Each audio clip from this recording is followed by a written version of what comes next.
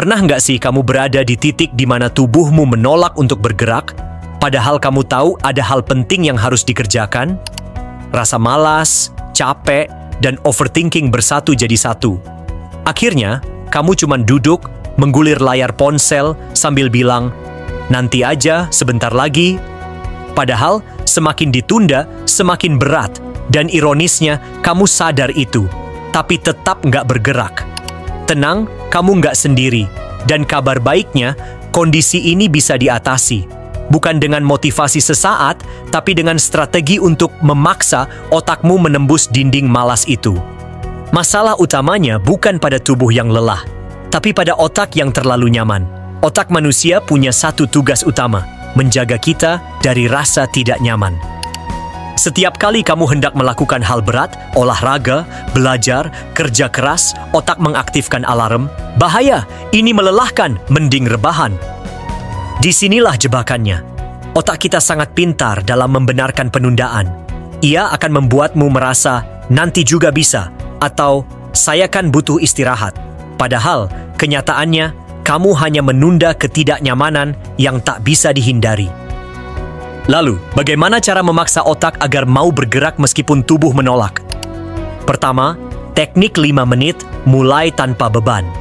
Saat kita dihadapkan dengan tugas besar atau hal yang terasa berat, otak sering merasa kewalahan sebelum kita benar-benar mulai. Ini yang menyebabkan kita menunda. Teknik 5 menit adalah cara untuk mengelabui otak agar tidak merasa terancam oleh besarnya tugas itu. Kamu cukup berkata pada diri sendiri, saya akan mengerjakan ini hanya selama 5 menit. Kenapa ini efektif? Karena otak akan lebih mudah menerima tugas kecil dengan batas waktu pendek. 5 menit terasa ringan, cepat, dan tidak menakutkan. Yang menarik, begitu kamu mulai, biasanya kamu akan terseret oleh momentum. Dalam psikologi, ini dikenal sebagai Zeigarnik Effect, di mana otak merasa terdorong untuk menyelesaikan sesuatu yang sudah dimulai. Kuncinya, jangan tunggu mood, mulai 5 menit saja, biarkan momentum yang menyelesaikannya. Kedua, ubah self-talk, dari kewajiban jadi pilihan. Bahasa yang kita gunakan untuk berbicara dengan diri sendiri membentuk cara kita merasa dan bertindak. Ketika kamu berkata, aku harus ngerjain ini, secara tidak sadar kamu menempatkan diri dalam posisi terpaksa, seperti terikat pada perintah dari luar. Sebaliknya, ubah kalimat itu jadi, aku memilih untuk ngerjain ini karena kalimat ini memberi otak rasa kontrol. Kamu menjadi subjek, bukan objek. Contoh, daripada aku harus olahraga, coba katakan, aku memilih olahraga karena aku ingin tubuhku lebih sehat dan segar. Perubahan kecil dalam bahasa ini akan mengubah beban jadi makna, dan itu sangat memengaruhi motivasi jangka panjang. Ketiga, visualisasi negatif. Bayangkan konsekuensi. Motivasi tidak selalu harus datang dari hal yang menyenangkan. Kadang, takut akan konsekuensi buruk bisa jadi pendorong yang kuat selama digunakan dengan sehat. Visualisasi negatif berarti kamu membayangkan dengan jelas apa yang akan terjadi jika kamu terus menunda. Contohnya, tenggat waktu yang mepet, rasa bersalah karena gagal, dan dampak jangka panjang dari kebiasaan buruk. Bukan untuk membuatmu cemas berlebihan, tapi untuk mengaktifkan sistem ancaman di otak, sehingga kamu sadar bahwa tindakan hari ini akan memengaruhi masa depan. Ketika kamu tahu apa yang bisa terjadi jika kamu tidak bertindak, kamu akan lebih terdorong untuk mulai sekarang juga. Keempat, persiapkan lingkungan. Kirim sinyal ke otak. Otak sangat sensitif terhadap sinyal dari lingkungan sekitar. Meja yang berantakan, notifikasi yang terus berbunyi, atau suara TV bisa jadi pemicu distraksi yang kuat. Karena itu, penting untuk mendesain lingkungan yang mendukung fokus. Langkah kecil yang bisa kamu lakukan. Rapikan meja kerja, siapkan semua alat yang dibutuhkan, matikan notifikasi HP, dan pakai earphone atau suara white noise. Dengan lingkungan yang mendukung, kamu mengirim sinyal ke otak bahwa ini saatnya kerja. Ini akan membantumu masuk ke state fokus lebih cepat dan bertahan lebih lama. Otak akan belajar mengenali bahwa ketika kondisi tertentu terpenuhi, maka waktunya untuk serius. Terakhir, Latih otot disiplin harian.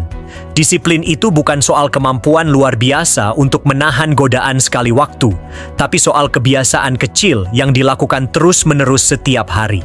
Ibarat otot, disiplin bisa dilatih, dan semakin sering dilatih, semakin kuat ia tumbuh. Banyak orang berpikir mereka harus menunggu motivasi atau momen besar untuk mulai berubah. Padahal, kekuatan sebenarnya justru terletak pada konsistensi kecil yang dibangun hari demi hari. Contoh sederhana, bangun di jam yang sama setiap hari, menyelesaikan satu tugas penting di pagi hari, meluangkan 10 menit membaca, dan membuat checklist harian dan menyelesaikannya.